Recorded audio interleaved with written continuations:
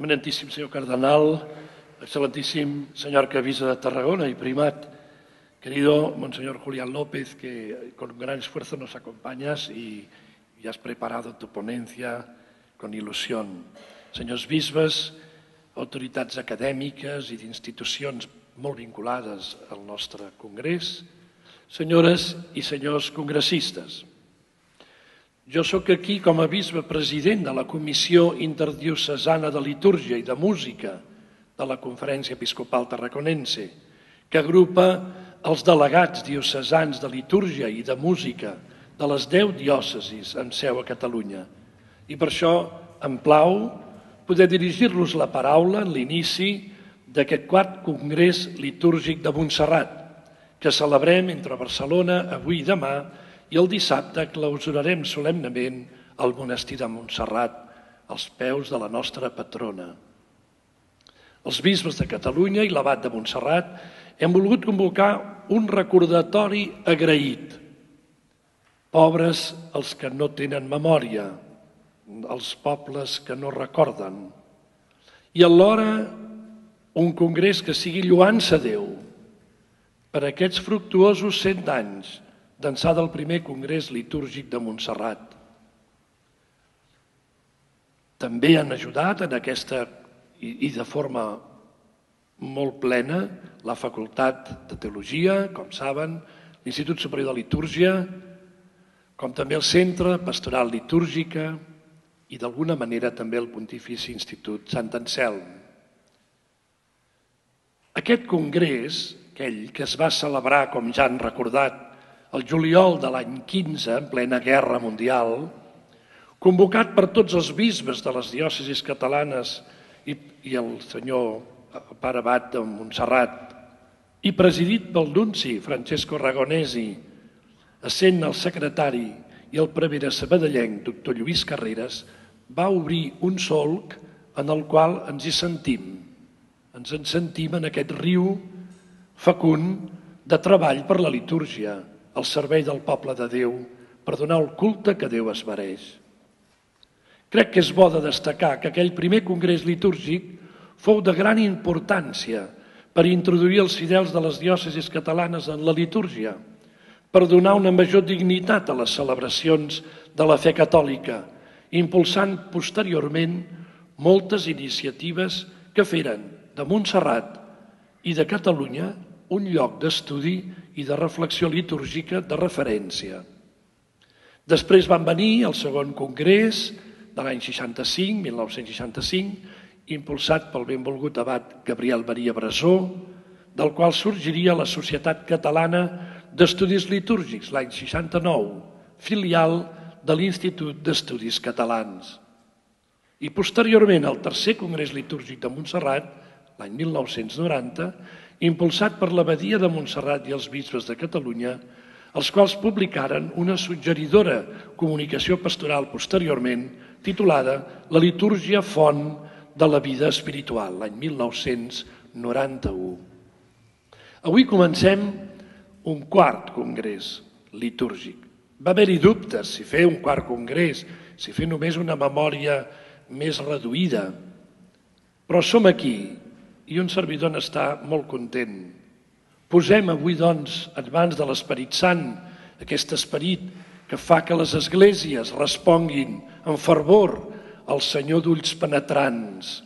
que ens ha d'ajudar a veure la tasca que tenim en aquests moments al davant, les seves dimensions més urgents, els seus reptes, ho acaba d'explicitar el pare abat, perquè sobretot és l'esperit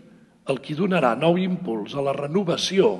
de la pastoral litúrgica i a l'espiritualitat missionera de les nostres esglésies diocesanes. Els bisbes de Catalunya, ajudats per la Comissió Interdiocesana de Litúrgia, de Música, amb els experts corresponents, en el camí cap a aquest quart congrés hem preparat, i avui en tindran un tast, la segona edició revisada i bastant augmentada, després de 10 anys de la seva primera aparició, el 2004, del Cantoral litúrgic bàsic dels bisbes de Catalunya per les nostres 10 diòcesis. En podrem escoltar, com els deia, un tast després de les vespres d'avui. És un fruit madur de l'encàrrec que emergí del Concili Provincial Tarraconense, la resolució 52, que era vinculant, del qual precisament es compleixen els 20 anys de la seva celebració i que va tenir gran interès pels temes de la pastoral litúrgica en particular i en general per la recepció agraïda del Gran Concili Ecumènic del Vaticà II. Aquest cantoral, ja ens ho explicaran més, com diem els bisbes de Catalunya en la presentació, és un punt de partida dels cants litúrgics que convé que siguin coneguts de tothom en les nostres esglésies. És un recull oficial dels cants, propis o més apropiats en català i alguns també en llatí, per ser cantats en les celebracions de l'Eucaristia i dels altres sagraments. També ja està aprovada una quarta edició, així haurà de ser, però en el fons és una gran segona edició, portarà el número 4, dels 4 volums de la litúrgia de les hores en llengua catalana. Agraïm aquí públicament al bisbe Julián López, que ens hi ha ajudat molt en el darrer tram, que no deixa de ser també important a l'hora de presentar-ho a la Santa Seu. Però en aquest cas s'hi fa una revisió exhaustiva segons els criteris de Liturgiam Authenticam i amb totes les darreres aportacions, amb totes les memòries que cada calendari particular de les 10 diòcesis ha anat promovent i aprovant. I esperem que aviat tindrem també tot el missal traduït i ja en un únic volum, sense una separata adjunta, sinó tot integrat, revisat en llengua catalana, amb tots els textos de la tercera edició del Missal romà. Són treballs de llargs anys, però que podem anunciar que en els propers mesos alguns i en els propers anys, doneu-nos temps, d'altres tindrem a l'abast. En aquest dia, a un servidor li plau fer una memòria en aquest dia que uneix les nostres diòcesis i l'abadia de Montserrat. Jo voldria recordar avui, aquí de forma ben pública, que el papa emèrit Benet, Joseph Ratzinger, compleix avui els seus 88 anys ufanosíssims. I crec que interpreto el sentiment de tots i el desè, el diumenge, de la seva elecció com a suma pontífex i successor de Pere.